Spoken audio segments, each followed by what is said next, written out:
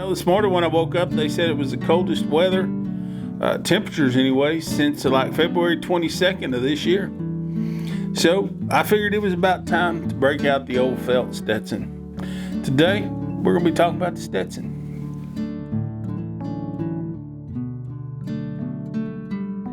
Now, you see, growing up, I imagine that the iconic cowboy hat, the Stetson, it probably came from the dusty plains of West Texas, or maybe even the rugged mountains of Wyoming or Colorado or somewhere. So you can imagine the surprised look on my face when I discovered that John B. Stetson, the father of the Stetson cowboy hat, was actually not a Texan at all. He wasn't even a Westerner. He wasn't even a cowboy. He was a city boy from Philadelphia. He was born to a family of hat makers, hatters. Matt is a hatter, back in 1830. And John Stetson grew up, like I say, in a family of hatters. And he was learning this trade from a very young age. He was a very young boy learning this. But it took many years for John Stetson to get his big break. You see, it wasn't until he was on a trip out west, an extended trip out west, that he invented his own version of the cowboy hat. And when he got back to Philadelphia, he decided then to mass produce it. You see, it was on this trip that practicality, necessity, and ingenuity, they all kind of came together. It ended up being very profitable.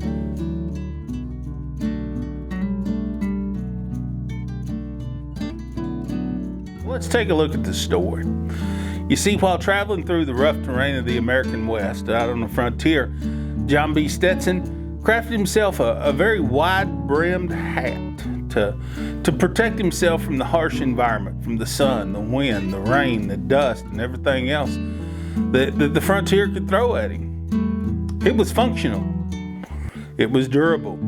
And though he didn't realize it probably until much later, this was destined to become a cultural symbol, an icon, if you will. But when he returned to Philadelphia, John B. Stetson set out to mass produce his hat that he loved so much, that he liked. It was this version of this handmade creation, this thing that he called the Boss of the Plains. It was a big old hat. And little did John B. Stetson know that he would eventually shape the image of the American cowboy and the American West. But this story, it's not about hats. It's also about these things. Let me show you. Bear with me. Let me get it over here for you. I keep mine in it. It's also about the box. That's right, the box. There's just something special about the Stetson hat box. Now, we'll set that right there, and we're going to talk a little bit about that Stetson box.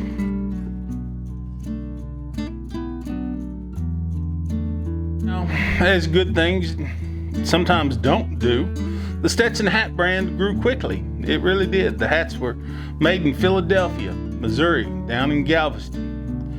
It took a lot of labor to build these handmade hats, and skilled immigrant workers are the ones that made them.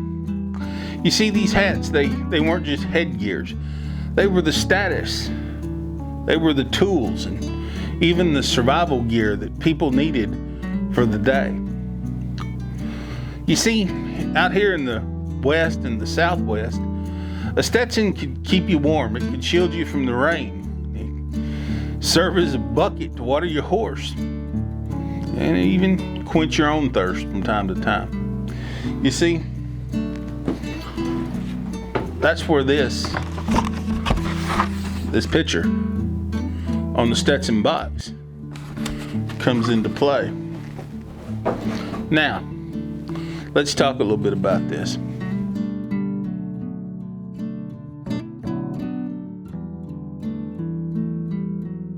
Naturally, such a prized possession like a Stetson hat needed a fine box to be stored in, to be carried in. And that's where this box came into play. You see, these boxes, they weren't an afterthought, not in the least. They were carefully crafted and designed to keep the hat safe during long train rides or on the stagecoach journeys, or even take a tumble off of a saddle or something. And owning a Stetson hat meant that you owned the box too.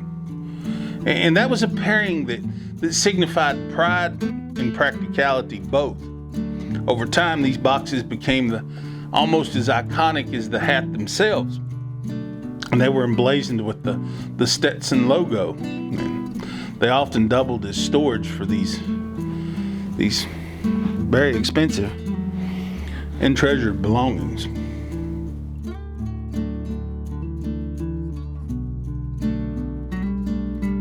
Now, the Stetson hat was not without its challenges. The brand itself faced a lot of problems, and by the mid-20th century, after financial struggles and internal battles, the original Philadelphia hat shop had to close. Production shifted elsewhere, mainly to Missouri and to Galveston and other places. And while that happened, the brand endured. It kept going, and thanks in part to the cultural roots that Stetson had planted out here in the Southwest and the West and elsewhere around the country. And Stetson's hats, they had an iconic box, right? And this became staple of Americana in the American West. And they evolved from practical accessories into absolute fashion statements almost. Now, I've owned several Stetson hats over the years, including this one. I wear a size 8 hat, and my habits are likely very similar to many of yours probably. Felt in the cooler months after the first cold front runs in, and straw when the temperatures begin to rise again.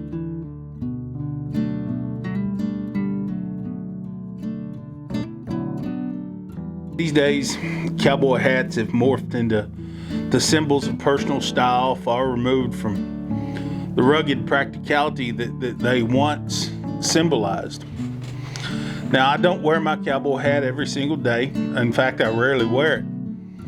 Usually you'll find me in an old ball cap. I think probably a lot of people are very similar to that. But you know, for some people, the cowboy hat is still a necessity. It's still a part of daily life.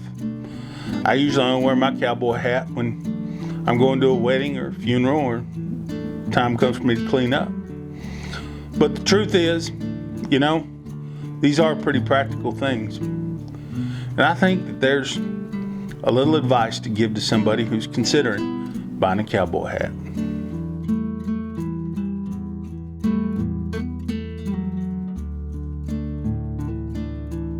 So, in my opinion, here's the thing about the cowboy hat. They're not just one size fits all. Like I say, I wear a size 8. And I'm not just talking about the numbers inside the band either. A hat should fit your head. It should fit your face right.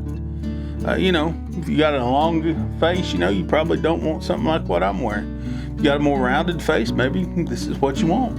It's just got to fit you right, okay?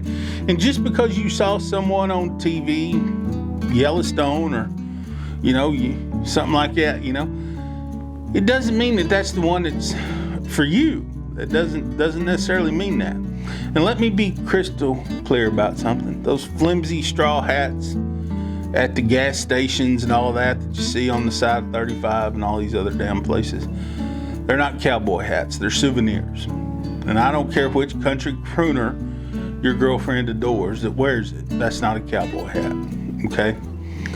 If you're serious about getting a cowboy hat, my advice is probably to find a real hatter, a real hat store, a real hat maker, and I'm happy to recommend a few if you need some suggestions. But a proper cowboy hat isn't just about looking the part. It's about honoring the tradition and the purpose of that hat. And that being said, I'll also admit that not everyone is meant to wear one. And that's okay.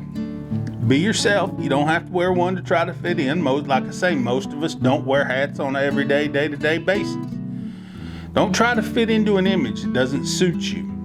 Make sure that hat fits you.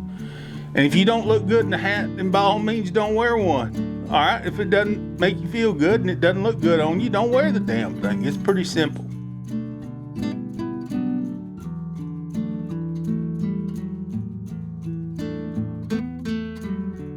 Like I say, for me, My hats come out for political events, fundraisers, funerals, weddings, any special event where I need to clean up. Most of the time, though, you'll find me wearing just an old baseball cap.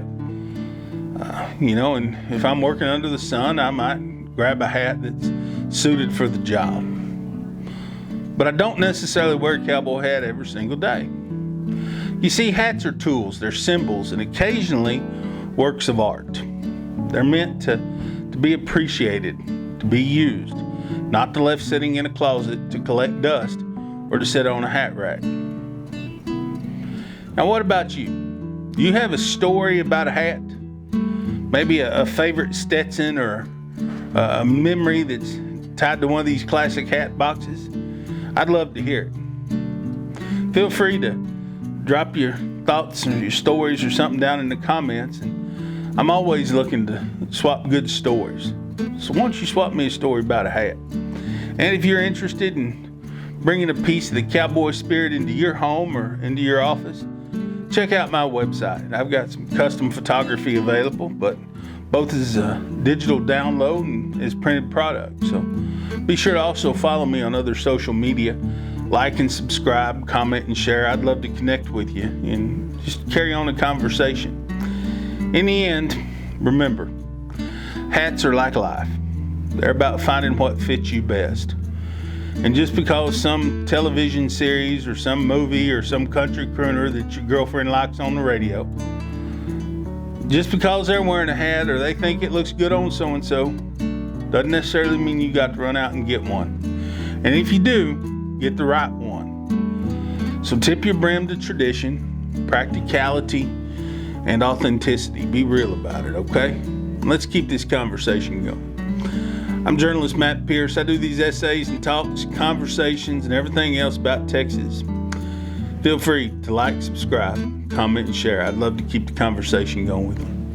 Y'all have a good evening. Take care of yourself.